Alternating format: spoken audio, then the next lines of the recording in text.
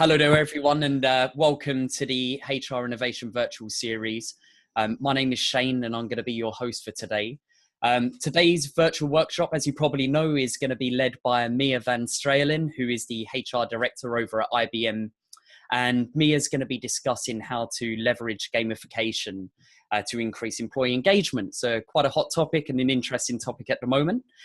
Just before we get started, guys, I'm just going to go over a couple of ground rules because there may be a few of you who are completely new to this. So just to make sure there are no interruptions whatsoever, we've just made sure that we've muted everyone's audio and video, which is probably the reason why you can't see anyone else in the group right yet. And then as soon as Mia's delivered her presentation, we're going to unmute everyone so that you'll be able to see everyone, talk to everyone, and we can begin with the Q&A following on from Mia's presentation. In that instance, you are actually able to talk amongst each other in the chat box. So if you haven't got it open already, all you'll need to do is just hover your mouse over the presentation screen that you see right now, and you'll see a chat icon right at the bottom. So just click on this and you'll be ready to message everyone in the group, whether that's individually or to the panelists or to the entire group. So if there's any assistance you need at any time, just message myself or Chris directly and we'll be able to help out. So now that's the basics covered, I'm going to hand you over to the safe hands of Mia. Thank you. So thank you very much, Chris and Shane. It's a great pleasure to be with you, and welcome to everybody on the call here and on the webinar. It's a great pleasure for me to be here, and it's a bit uncomfortable not in a Zoom session not to see those people who I'm talking to. Normally, I always see in a Zoom session the people I'm talking to, but I understand it's a bit too much. So I have put a presentation together about gamification and what we are doing in IBM. So this is an internal from our internal experience. Before we really start in gamification, we all know that the world is changing tremendously. There is disruption all over the place. The biggest taxi company doesn't own any cars anymore. The biggest accommodation company, Airbnb, has no real estate. Alibaba is the largest retailer in the world at this moment and has no inventory, as well as Facebook is the largest media company and has no content. So there is a lot of things changing. And what has that to do with gamification? I just will bring that and try to help you with that. I'm trying to see how I can advance here. So we know that people matter in the company, and from a standardization era, we are moving into an era of personalization. We want everything to be an experience, and having that positive experience deeply grounded in a personalized approach. So from an HR challenge, we are looking to building a culture, a new culture of new experience, to building also a culture of accelerating the impact that people have on the business. So that is where we are looking for, and we're looking for creating, in essence, an employee-activated enterprise. And what do we mean by that? We want to have an enterprise where the employee has a voice, where the employee knows that he or she is listened to, where the employee has a continuously flow of feedback so that he or she can realize their full potential in that enterprise. And very much these type of employees are really looking forward to have a work environment which look very much like a living environment. This is where you see the new companies coming up with these fantastic coffee shops with corners where they just have sitting rooms and sofas, they can just relax and have a type of meetings where you have brainstorming meetings where there is free coffee or free drinks. So we want to work and we want to live in an environment which is much closer to each other than that we ever have done before. And that means that we are looking for an environment where people are really engaged. Now, at this moment in time, we see that there is an increase in I want to, However, if we look to what is happening in the enterprise world, where we are much more on the I have to, there is an enormous gap between the two. And that gap is that we have, there is one foil in the backup, we have approximately only 30% of our employees really engaged, fundamentally wanting to achieve at the job level what versus being at a job and being in the I have to range. So there is that major gap to be worked on, and to bring, in fact, work environment, but also work purpose, and also working meaning, the meaning of work, to bring that up in order to move us from the I have to the I want level. There is the sustainable companies, they have a 30% higher. You have a couple of statistics on the left-hand side, which you can look at. Traditional engagement, high engagement, it's a 1 to 3 between the traditional engagement and the higher engaged companies. And therefore, this is all work in progress. Everybody is looking to that source of energy, source of inspiration, source of innovation, in order to drive for competitive advantage and for sustainable business environment. Okay, and there is a famous psychologist who has been looking at this and say, yes, why are we not creating this environment where we have also a little bit, we are tapping in or exploding the child in everybody. We have a childish element in us, and that childish element is an element of a source of energy. And we have the experience that people can engage with computers. There is a high level of engagement once we start on the gaming side. We get deep into the subject and we get a lot of energy out of that. So the learning can happen very easily in that environment. So bringing this all together brings us, I think, in a couple of questions, Shane, before we move on here.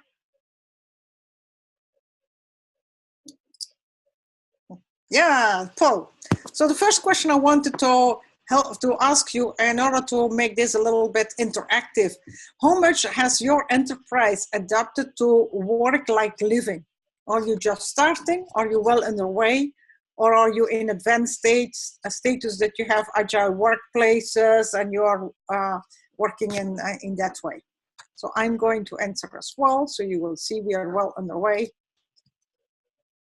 in IBM. And then I think Shane will bring us up a little statistics.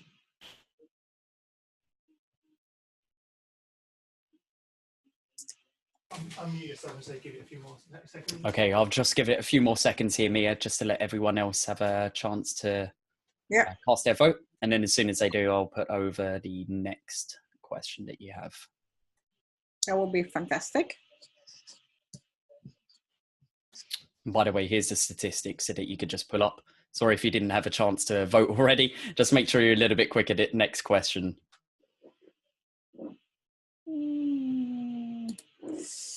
So the first question, just starting. So 60% just starting, well underway 40%, and those who are really in advanced status, we have nobody on in the call. So it's 40-60, which approximately, okay, that's, thank you. Thank you very much for that information. And then we have another question. How familiar are you with our games at work? No idea what it is, a vague understanding, quite familiar, but I need more information on this, a great understanding, but have not yet implemented. I'm an expert and have rolled it out. I'm totally not an expert, but we all have rolled it out, so. And I love to use and test the new games which are coming in. I'm part of the testing committee for games, for the learning games here in IBM. Okay. All right, I'll give it 5 more seconds and then I will share the results with you. Great.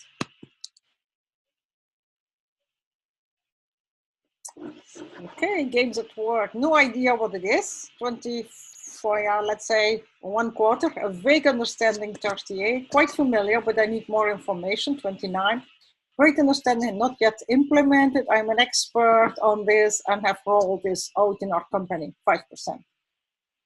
This is probably me and one other person. Okay, thank you very much. So let's go in what we really mean by gamification. So enterprise gamification is really the use of these gaming techniques in order to drive motivation for our employees, and naturally in a digital way, so they can achieve their goals and meet their organizational, their aligned organizational goals as well. And it's important for when you do gamification, it's about the goal of the employee and the goal of the organization, and all in order to help them achieving these goals, you put a game together using gamification techniques. It's not that you do gaming only. It's more injecting techniques in a more classical learning environment. By the way, Patrick Bartel at IBM in Germany, he is leading a consultancy team for enterprise gamification. So if that's if you want to have more information, that's at least one name to link to use your LinkedIn to. So as an overview of gamification, where we start, gamification in the workplace is really coming in very strongly because it taps into this child element of the employees. It is another source for our employees, which we have not used very much today, and which really helps to make the work much lighter and make it much more fun. So it is applying the game design principles in a non-game environment, and you still are always looking to solve a business problem to engage an audience on a specific subject. Now you could say, well, why are you telling me all this and why are you not doing this in a game? And that is absolutely fair comment. It was an idea to play this in a game, but I think at least me personally, when I start a new subject, I want to understand what it is all about before I start doing it. And therefore I have chosen to give you that overview. And next one would be playing a couple of games and giving you that experience. Unfortunately, with the time limited, that is not really possible. So it's me playing here with the computer too much. So how can you then implement this? You can implement it, and we start very, very simple with games. For example, you can have a course, and at the end of the course, you can have a set of questions and give points for these questions. Or you can do that already in the middle of the course and build it up. There is another way to do that, is what they say leadership boards, by which you get some differentiation on how quick you learn and how you learn. And last but not least, there's another way to do that, and that is to give some badges. You have progressed in your knowledge, and at a certain moment in time, you give badges so that people can recognize who is at a certain level, and that will help you. And these gaming techniques, the simple ones, these are the simple ones. They can be used, for example, for e-learning, so that you make the learning much more fun and interactive. While it is still from a person with the machine, but the machine is really talking. And we are taking that at this moment in time in IBM forward. We put that in our e-learning, but we also put some chatbots behind it. So that's a bit more complex implementation. Another way to use gamification is really to increase productivity and efficiency. So each time that you see that people are using a new feature which increases the productivity, you have a little icon coming up and say, oh, nice, you have done this. So you really make it interactive, and you give, for example, some credit points, or you give some kudos at that moment in time. Last but not least, in gamification, you can drive also naturally sales competition, how people are learning about their sales and how that is happening. So we are using that in that environment as well. I'm going to put this a little bit away. That will be helpful to see. So we have deployed games already in a number of enterprises, and we have seen significant positive information from these enterprises. We see that when you start to apply gamification, you create indeed more engaged employees. There is also an increase in productivity, lower absenteeism. There can be an increase in the productivity and the profitability, and last but not least, there is a lower turnover. So that are very concrete results which we have. Now, this is coming back to the engaged employees. At this moment in time, if you look to the European results, we only have in Europe approximately, and UK, by the way, is the highest, 1/3, and on average 13% of our employees engaged. So reaching out with a new tool and a new technique like gamification and making it fun in the same time, then you have two elements. One is it is new, and secondly, it is fun. And these two things together, they drive engagement, they drive fulfillment, and they drive productivity. So the three keys for success is that you really work at the hearts and the minds of the people. There must be rewards, and the rewards can just public encouragement that you have achieved a certain level or a certain number of points. And last but not least, there is a level of integration in technology, which makes then the routine and the rhythm of every day, which breaks it a little bit, and through the rewards and the fact that you touch the hearts and the minds, that technology is then, instead of becoming very boring, is becoming engaging, and that is exactly the difference. Okay, so let me go on then on the levels of gamification, which is a type of taxonomy alignment for games.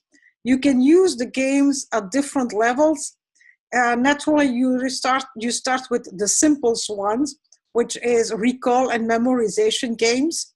So you have a piece of e-learning where at the end of the e-learning, you're going to play a little game, and the little game is to help the employee that they recall and they memorize what they have learned. And when they are able to recognize and give the right answer, you give them a number of points. And with the number of points, they become a certain level overall. In a summary, they can then achieve a badge on which they can put on their at the end of their mail, for example. A little bit more complex is the judgment games. These are questions and answers with correct and incorrect questions, and where then with the judgment games, if people are doing correct, it's fine. You give them kudos and rewards. If it is incorrect, you help them with the incorrect answer to find what they need to relearn or where the gap is. And from that gap, you bring them in to the next step of knowledge or capabilities. Very important is when you do the judgment games that you connect that with the growth mindset. The growth mindset that you never say, well, it's incorrect. That's not the right way to approach it. It is not correct yet. You see the difference? Incorrect is not the right way to say it in the games. You're always going to say that something is not correct yet, so that people can move, and then they learn a bit, they come back, and they make it correct. Consequence game is then a little bit more complex, and we're going up in complexity and in the way you play as well. This is a game where you learn to see cause and effect on decisions. You can take a good decision, you can take a better decision, you have a best decision. So this is a level of game where you go deeper in the knowledge, and really for leadership development, for example, from understanding the business, that can be a type of game which you can use. Next level is really strategy games, where you'll use puzzles and challenges and solution-driven experiences. Then you go up to exploration games where you have non-linear connections, multiple outcome-based decisions. You really are looking at what judgment people do and what framework. And then last but not least, you have the simulation games. And on top of that, if you put in simulation games, you could take that forward into virtual reality and into augmented reality as well. So these are a number of levels. It is very important that you start with the simple ones in order to help people just to go in, get used to what rewards exist and how you play that in the company, and then you can take it up appropriately for the subject that you are, for the outcome you're looking for, which type of game you are going to, which type of gaming technique which you are going to use. Okay. And in the end, I would say, well, in general, when you start to create a game with a certain outcome, you can look at these different techniques. If it's not very clear where you should go, make it simpler than more complex. The simple ones, start simple is always a good advice to do. Now, we do have a group of people in our learning environment who develop games. And what they have done for us, for IBM, and this is really a small team of 8 people, they develop a number of games and they have developed a number of frameworks. So I can go and for my business unit, I would like to achieve a certain objective. With that objective, I have a certain content. And with that content, I can go and discuss with them and see what type of game would be a good game to play and how to put my content into a game framework which exists already. For example, the recall and memorization, and here you see the portability of the portal phase. The portal phase is a very short game, a 60-second game, with interacted facts about, for example, in this case, it was the new practitioner portal displayed, and where we asked to see if people really got it and they know how to use it. Judgment games is another one.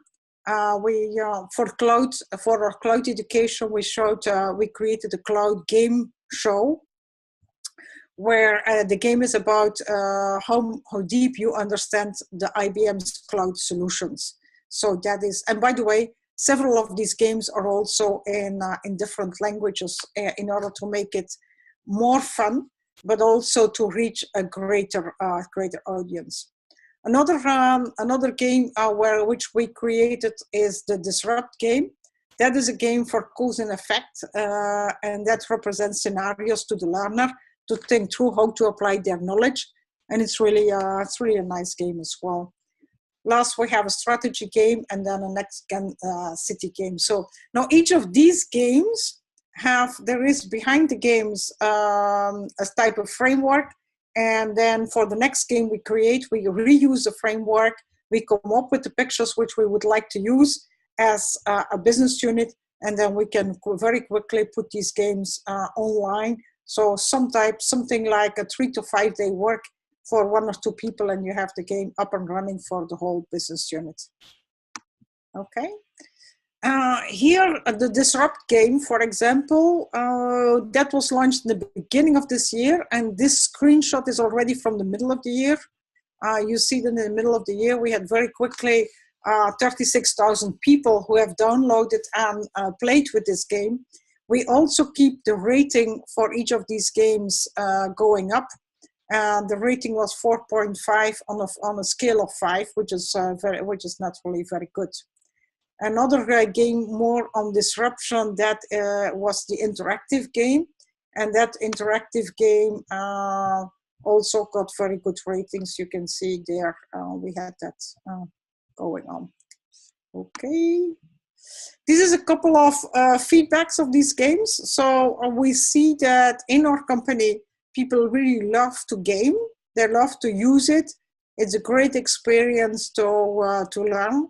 It helps us to bring new technologies and new ideas, how they have been used in a different way.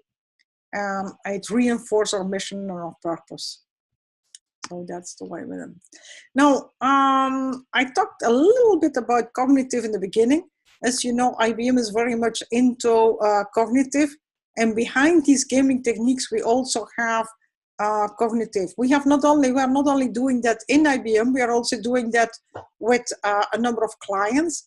For example, here's a school where we created a portal with our gaming techniques, and in that portal, really, we help them to bring a different way of learning.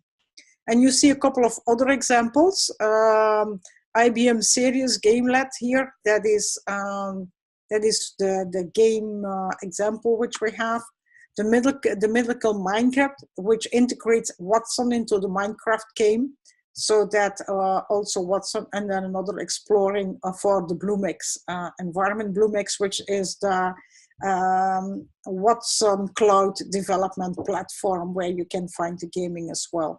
So it is taking off very, very quickly with clients as well. It's not only internal, but we are using it internal quite a lot for driving engagement, but also for driving our learning.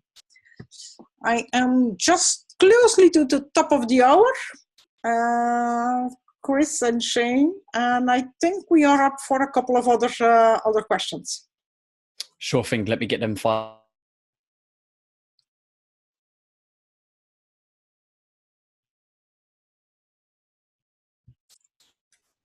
Here we go, guys. So please cast your votes.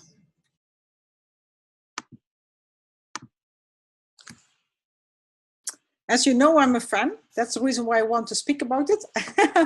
I really think my personal experience on this is really, well, I'm currently in a learning program in one of our learning programs, and I know the next session is a game. I am desperately looking to find the time to play it and to go on, but this session was committed on the agenda, so this is more important than going to it. Well, thanks for joining us. Right, I'm just going to end the poll now so we can see the statistics. Yeah, if you so here we go, guys. Interesting, yeah. New insights. I'm becoming a fan, and I'm. It's 17 hours. Yeah, that's my computer speaking. So, so it is interesting. So I thank you very much for that information. I think it's really interesting. It's a technique which you will see coming up much more. And it's not that difficult to apply it basically. So my recommendation really is try to get on it and start using it. And then from there, you are on your learning curve. We have a next question, I think.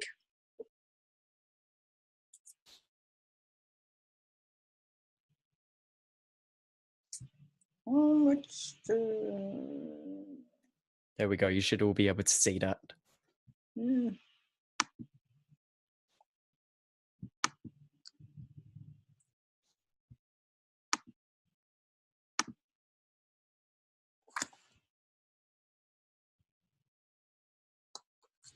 And Chris and Shane, I think that these files, you're going to share them in PDF with the audience? Yeah, that's right. So after the presentation's finished and after the Q&A there, Mia, if you guys log into the community, we'll drop you all an email so that you can access all of the resources, obviously all of the files and the PDF presentation of Mia's. And also, of course, we're recording this session, so you'll be able to revisit this as well. So I'm just going to end the poll in so you can see the statistics, Mia. Yeah, that was great. Desire to take a project forward, 50% nearly. Wow, and 50% some interest. You're fantastic. You've done a good job then, Mia. And I assume those who are low, by tomorrow morning they're on it as well. Exactly. It's all about the uptake. So it's all about the uptakes, yeah. So gamification has become a key element of engaging employees. And if you think, well, it's not from my audience and it doesn't work well, here's a couple of statistics. Average gamer is 35 years. 68% are over 18. 47% gamers are women. While they mostly say, no, I can't do that. When they start, they do it as well. Don't worry. So it's not only for the men. And that's another one. Okay. So it's my presentation. I just have let you also good to know. This is a little bit a number of websites. Some of them are outside, not all. Some of them are more inside. If you want to, if you talk to an IBMer, you can give them the URL and they can find more information. Okay.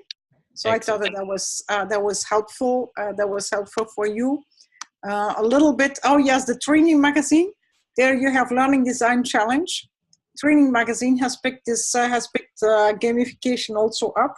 And if you want to see from the last year what the games were, which have won an award, I thought that was nice to know, just as a bit background for before you start doing something. It can help you to create your business case in case you need to write that to make this founded in some good examples. Okay, so that's my speech and my intro. Brilliant. Well, look, thank you, Mia, for giving us some great insights. I think there's a lot of food for thought in terms of gamification. So Yeah. what I'm going to do right now, guys, is I'm now going to promote you all to being panelists one at a time. So it will just take about 30 seconds or so. If you would like to ask a question or participate in the conversation, all you have to do is just hover over your name in the participant box, which is usually located on the right-hand side. All you have to do is unmute yourself.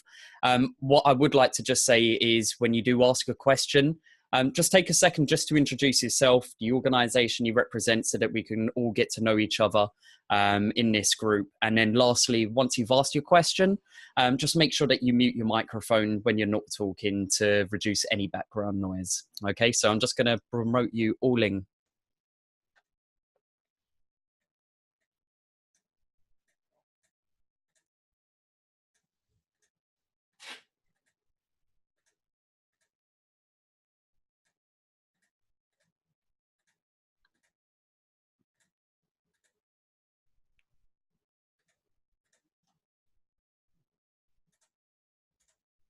So if anyone's got a question right away, feel free to put one forward. I know that Urs from Novartis asked a quick question. I'm not too sure if you managed to pick that up, Mia. Not heard any question. No, no worries. You know what? I can ask it on behalf of Urs, but if you want to fill in the gap, feel free to do so. But his question was, he's interested to learn about the general diversity means. And are games for all associates or preferably just for the younger ones? Because obviously you made a lot of reference to younger employees. So maybe you could sort of help us with that there, Mia. Yeah, we do not make any difference on that subject. So if we have a learning roadmap, we just have in the learning roadmap some gamification, and that is the same learning roadmap for everybody in the company. So that's now some people you would be very surprised because very recently I saw somebody who left IBM 10 years ago, and he is really an expert. He has become an expert in games. So he plays games in the evening worldwide. He plays at a very high level. There are groups of people who play games on the internet, and there are levels of people, and you need to have so much credits to go from one level to the other. So this is becoming something new across each of the ages. It's not something only for the young people. Naturally, we all know young people get it, I would say, with the baby milk, where the others have a little bit learning curve. But that's the reason why I would suggest that you start with the simple games and you build up from there. The simple games are very easy to do. That's there is no barrier to gaming, but it makes life interesting. Yeah. Fantastic. Hi, this is Shirley. Hi, Shirley. Hi, I'm from Abbott Laboratories. Yes. I'm interested to know, I think in the earlier part of your discussion, you talked about gamification to motivate sales staff. Yeah. Do you have any examples that you can share? Yeah, for sales staff, first of all, they need to learn continuously about the new products and the new solutions and what we are doing. And we have games in order to help them. and they play games against each other in a team, in fact. And they games for who finds the best solution and who is the quickest and it's and they play games as a team as well. So it's not only against each other, but also as a team versus another team. For example, China versus Belgium, for example. Thank you. That's fun. And in that way, they exchange information, because normally these people never would connect with each other. But then we put some of these groups together, and in that way they connect. And sometimes, it's a nice way that information gets spread in the company, and they started the conversation will be totally different. You see. Mm. But the technique helps us to connect these groups, because you can say, I want to connect to a group here, or I prefer to connect to a group which is total international. Disadvantage of a good international group is you play at the same time, that you have the difference in timing. So you need to see, sometimes we make the games at the timing, they really need to be together. Sometimes we make them asynchronous. They can play at their own time, but they still exchange.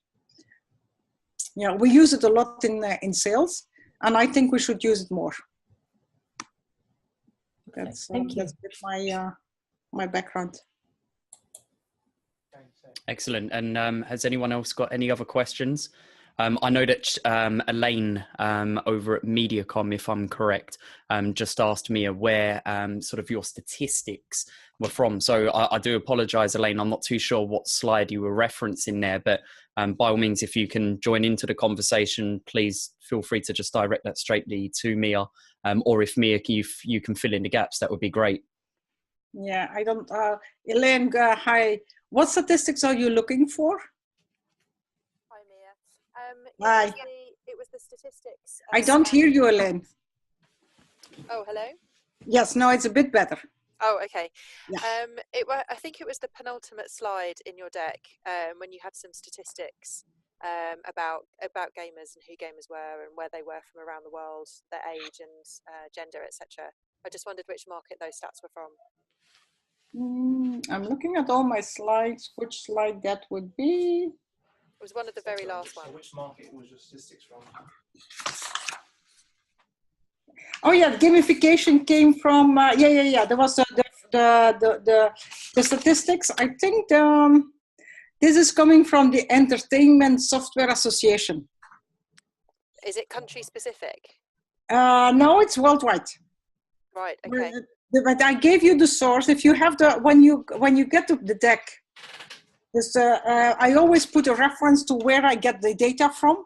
Because I have the same point that I am frustrated when people say things and then say, where's this coming from? So this is coming from the Entertainment Software Association 2012. Okay, thank you. Yeah, but the point I'm trying to make, or the real point I'm trying to make is that games are played by everybody. It's just a question of getting into the game. The younger people, they will be very quickly, because they get it, they're used to it. But it is you can use the same games across the whole workforce. Thanks. Okay. Excellent. And does anyone else have any other questions related to this?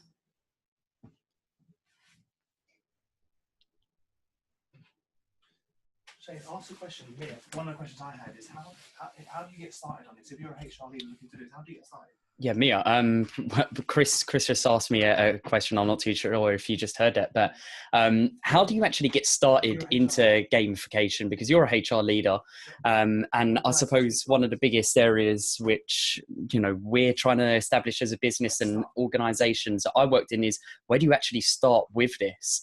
Is there a select group that you would, you know, try this on as sort of a pool to get this going, or would you just roll this out overall as in the company? Well, what we have done, we have started with simple games, and the simple games were for the whole company, but we have not rolled it out through the whole company in one go. So we rolled it out a little bit in a step approach, very agile, sprint 1, sprint 2, sprint 3, and so on.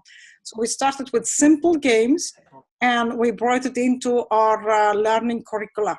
And from the learning curricula, in fact, the games have become interested to communications, because if we have something to communicate intensively in the company, we start to use games as well. They are now being used as well in our sales efforts in order to help that. They're used in the knowledge sharing in order to help people with finding knowledge. It's much more fun that you play a game to find the knowledge you want to find, instead of doing a simple search.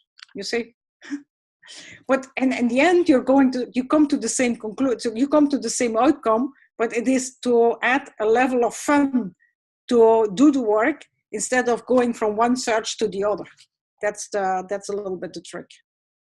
Mia, can you hear me? It's Chris. No, I cannot hear you. I hear somebody saying, "Can you hear me?" But it's like at the other end of the world. No? Okay. Yeah, no, I hear you. Okay. Chris, I can hear you. Can you hear me? I'm back. Can you hear me? Can you hear me? Yeah, no, I hear you. Hi, Chris. Perfect. So, sorry about that, guys. I've had a bit of technical issues. I just wanted to make a comment from my own point of view. About 6 months ago, I started learning how to code. And if any of you have been on code.org, you can actually use games as a way to actually learn how to code.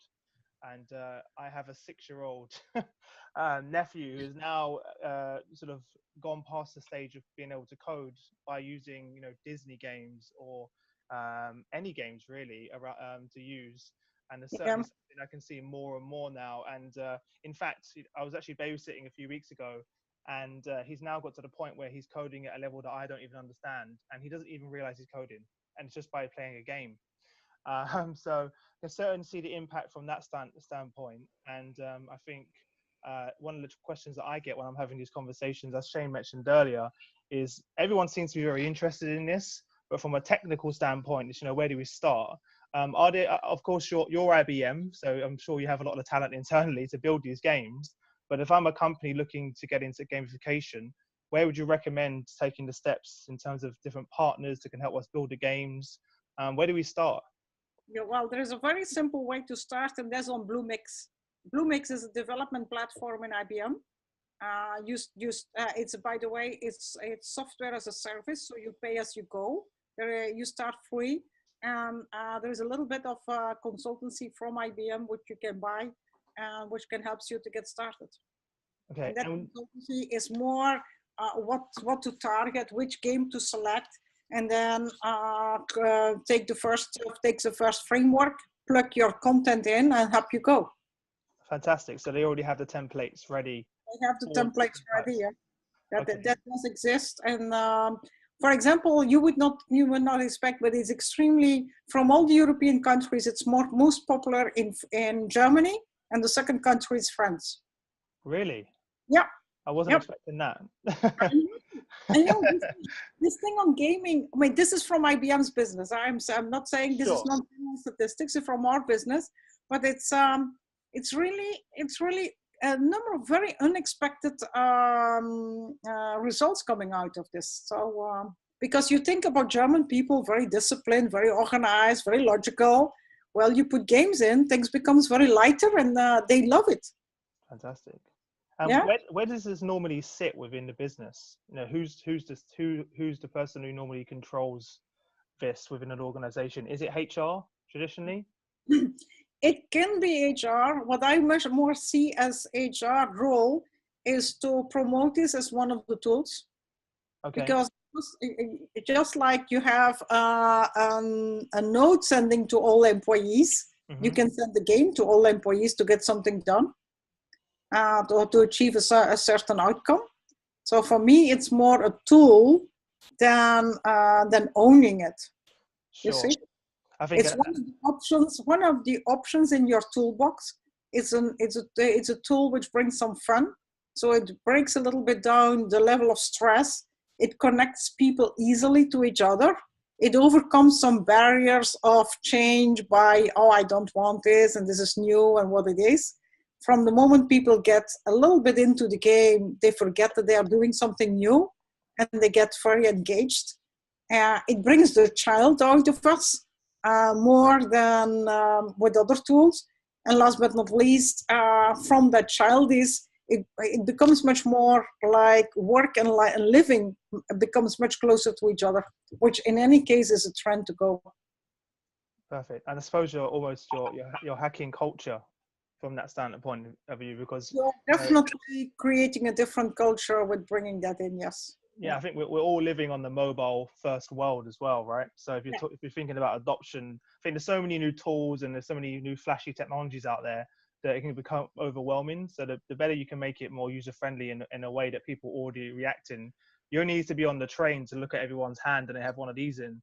Yeah. So I suppose, are they all mobile optimized as well, all of these games? Our frameworks are mobile optimized, yes. Okay, perfect. I don't want to take too much time because you guys are here to get the experience, not me. Do you guys have any other questions for Mia? I'm looking around. Yeah, this is Shirley again. Hi, Shirley. I'm keen to know the culture that is needed to kind of make sure that this is something that's accepted. I'm not so sure that you need that there is any problem on the culture. If you don't have it, it will be something new. But from the moment that you have a game which works, people are very quickly hooked. It goes quickly. It is not something that that creates a lot of barrier or a lot of resistance. Did you have to sell this idea a lot?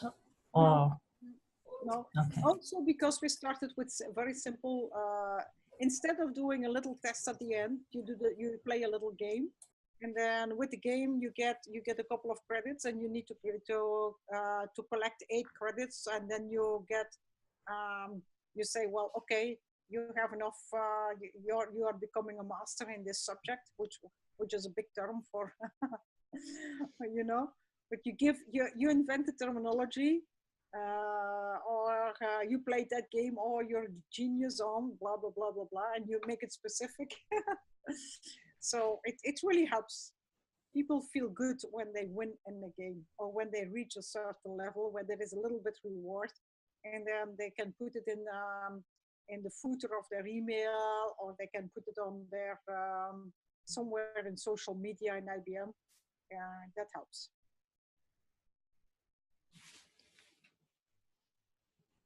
I don't Excellent. hear you. I think Shirley just said thank you, if I'm not mistaken.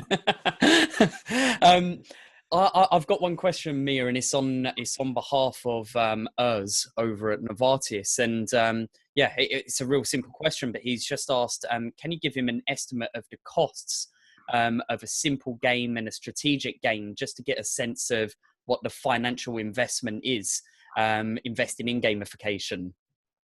The cost is low. You can start as simple as with 20,000 euros and you have a game running. The number of people who play it is nearly unimportant, because most of, what I would suggest is that you put it somewhere in the cloud, and therefore it's not a very expensive thing to do. You start it up. Once you go in strategy games, that becomes more expensive naturally. Then you can run into the more than can go up easily to $500,000 if you want to do that. Okay. Excellent. And when you get all the way up to the top of the triangle where you had the pyramid there, Mia, what sort of investment are we talking about for the simulation games? I mean, in IBM, have you got that far where you're actually implementing AI and VR yet? Have you gone that far? What we have done, we have not done really simulation games, but behind the game, what we have done, and it's in one of the files, we have a chatbot. So there is a connection, and that chatbot is then connected to our cognitive, which we are going to see, well, okay, you have reached this level of knowledge. Now we go to the next level of knowledge. And we make it each time a step more difficult, but that's done. We use the chatbot, and then we use the Watson behind it. So that's the way we do it. And in that way, we can do that in a very, what can I say, reasonable cost sense, because we don't put the level of complexity in the game itself. We put a level of complexity in the chatbot, and then we research it in WhatsApp. Excellent. And do these games integrate with sort of, tech platforms that you have at IBM, where, you can pull off the statistics with engagement, so that you've got sort of one central place where you've got a direct correlation between the game helps deliver this much engagement to the business? Yes, we have some connections, but it's not directly to the game only. We know that gaming help with engagement. But what we are going to do, we're going to listen to the employee, and that is in another subject, which is social listening. For example, if you play a game and you reach a certain level or you reach a certain reward, then we suggest you to put it on social media. You're going to put it on social media. Because you put it on social media, we pick it up in our social listening. Because we see it in the social listening, and the more the games are played, we then see an effect in our social listening. Okay, so that's the way it is connected to each other. Social listening in itself is another subject which is connected to gaming, and which gives you that that capability. But then I should speak about that in another session. Well, at least it lines up the next one, part 2, which is good. Social listening, which connects to that, chatbot, which connects to that. That are two connected elements. But you have a little bit explanation that is in the foil 10, where Watson already helps with games, and Watson does that already for a number of clients. So, and there are a couple of URLs there, which helps you to take a deeper look, or later on you connect with myself or with somebody else in IBM. I've given you a couple of names if you want to go deeper. Yeah, excellent. Just to let you guys know as well, I'll make sure that I invite Mia along to the community so that she can answer any questions that you may have, and of course we'll upload the video presentation to there along with the pitch deck and all of the resources that Mia mentioned. Just before we wrap things up here, Mia, I'm just interested to know, has anyone else got any other questions? I appreciate this is sort of a brand new topic for a lot of people, or it's something which a lot of you may have heard of in the sort of last 2-3 years, but not implemented yourself, and I can understand the silence there. But if you've got any questions, obviously Mia is the expert here. Feel free to fire away any questions that you may have.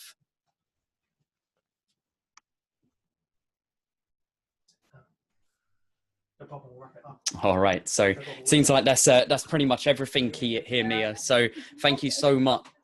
There's a lot to absorb, and a little bit thinking about it, and I would say definitely an area to explore, because this thing is really coming.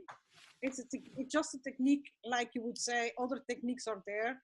Good to know the technique and to know when to use and how to use and where to use. So that's therefore important to put to your toolbox. Fantastic. Okay then, Mia. Well, look, thank you so much. I really, really appreciate your insight into gamification and what you've been able to deliver at IBM. You've been fantastic for us. So thank you so much. Like I said, guys, I'm going to make sure that all of the content and all of the resources are uploaded into the community. I'm going to give Mia first-hand access as well to answer any questions that you have. So feel free to post them there. Of course, I'll make sure that I leave Mia's LinkedIn profile there so you can connect with her directly as well. But of course, if you've got any questions directly relating to this session, to any other virtual sessions that we'll be running, or if you need any help to get into the community, just drop myself an email. It's shane@hrdleaders.com. And yeah, to wrap things up, I look forward to seeing you all next month for the next virtual session. So unless there's any last questions, or if unless Mia, you have any parting piece of guidance, I'd just like to thank you all for joining us. Thank you. It was a pleasure to share with all of you.